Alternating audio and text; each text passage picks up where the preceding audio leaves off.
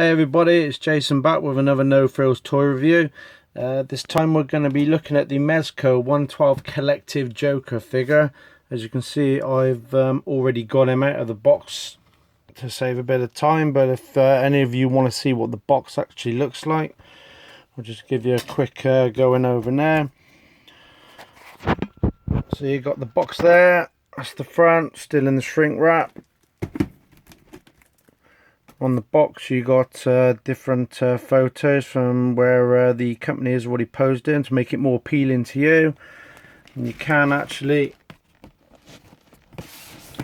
take that sleeve off for a bit more of a dynamic picture of the Joker there.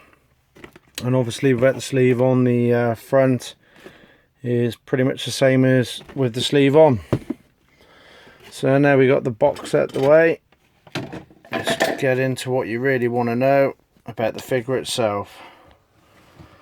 So I was really psyched about getting this one, although I knew it was going to be expensive. I think I paid about £75 for him. I got him out of the box and he felt really small in the hand compared to the other Mezcos I got, but then the other ones are Batman figures, and Batman is actually designed to be a bit more bulky. So you can see next to the Dark Knight Returns and obviously the Batman versus Superman, you can see the size comparison. He actually does look a little bit smaller, but then the Joker isn't exactly a big built character. So there's your size comparisons to my other two Mezcos. We'll actually give you a quick size check on him.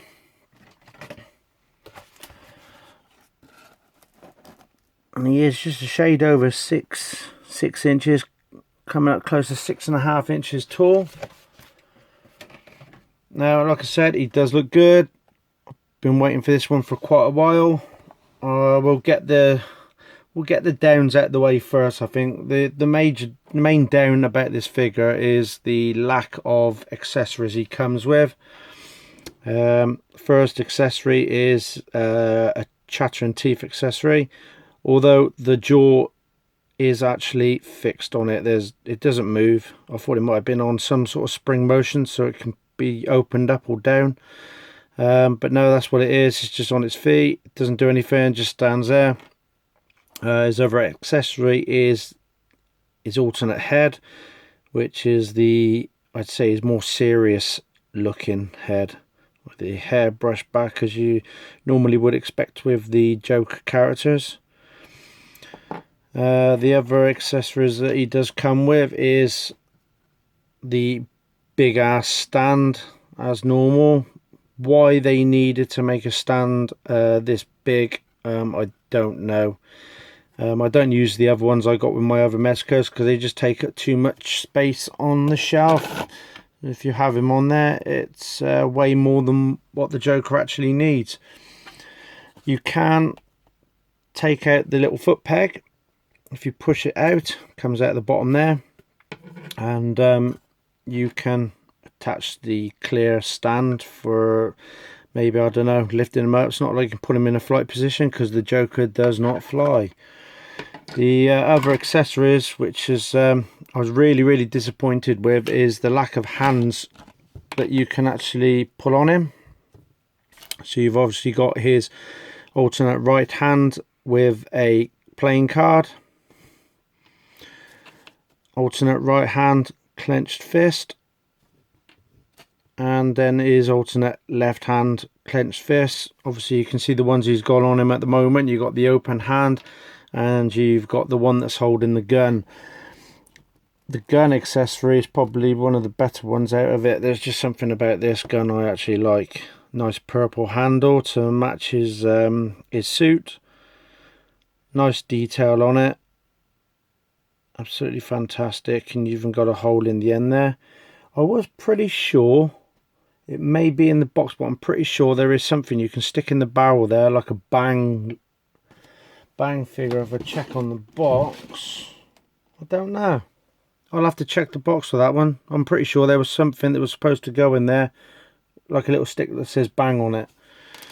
So that's all it comes with. For what you're paying for a Mezco figure, I know they're articulated, and I know they're just as articulated as like the Marvel Legends. We're paying a lot more money for them, but you're not getting a great deal for it, other than the great detail on the clothing.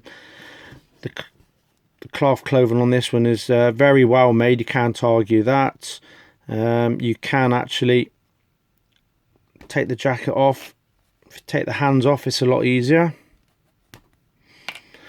And then if you aim the arms backwards, you should be able to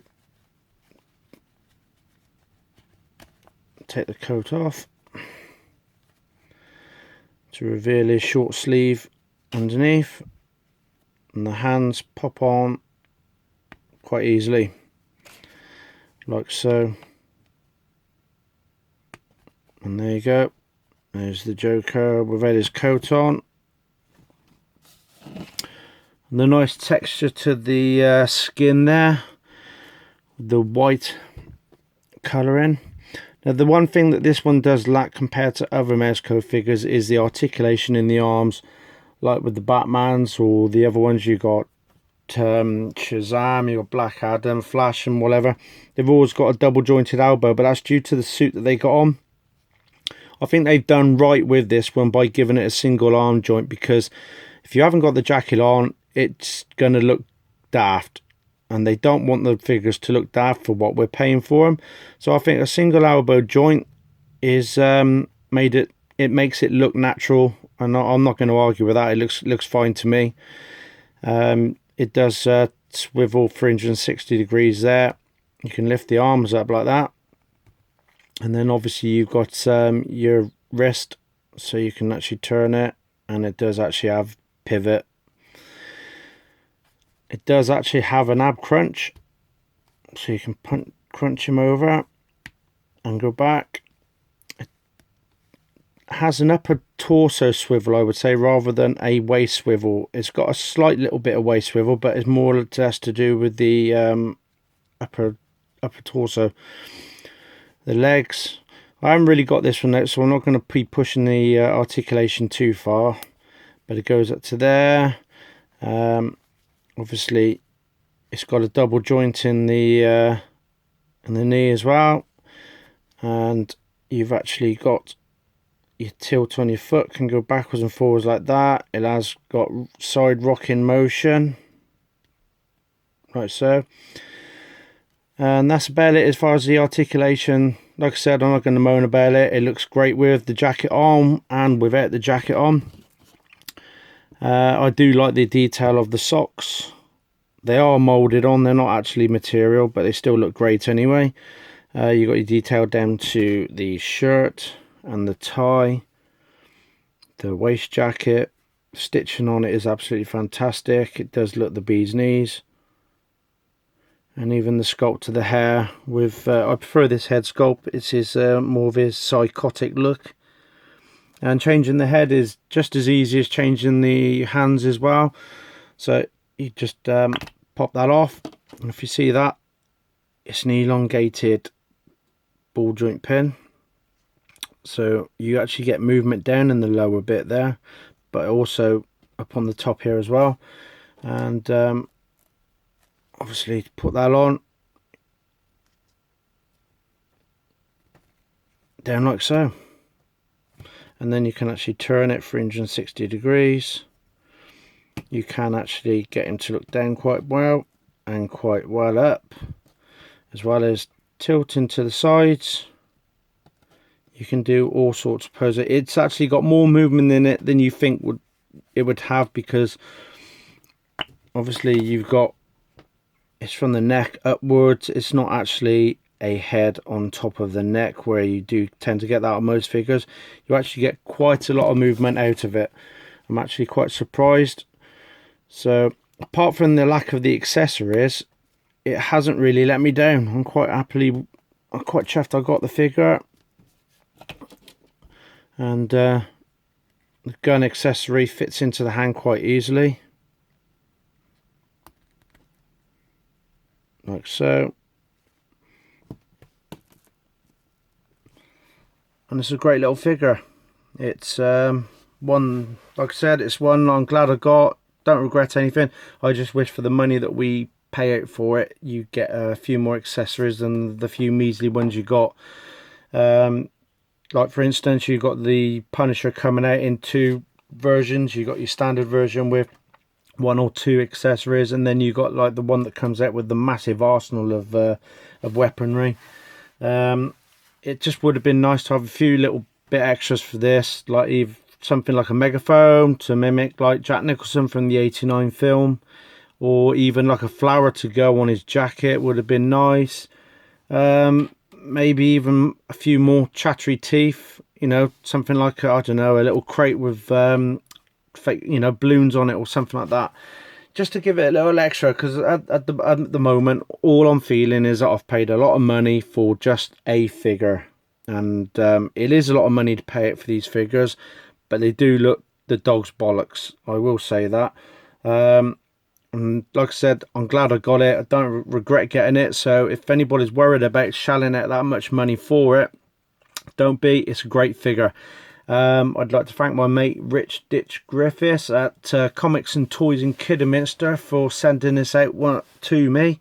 He's very good on prices. So if you know him, drop him a line. He's normally happy to send out figures to you in the post. And I do try to get up there as often as I can. It's only about an hour away from me, and Comics and Toys up there is like an Aladdin's cave of goodies. You got everything from your DC, your Marvel Legends, your Pops, your Hot Toys, your statues.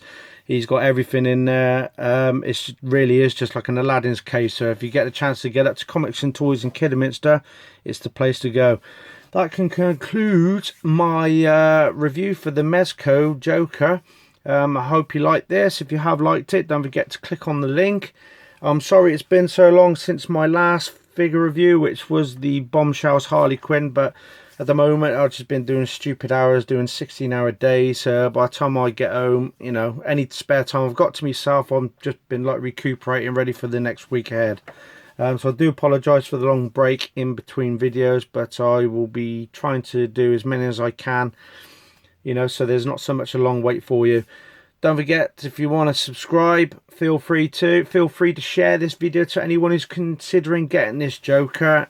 Let them know what they're getting, and that's about it. And until next time, and one of my next figure reviews, we'll see you again. Thanks for watching.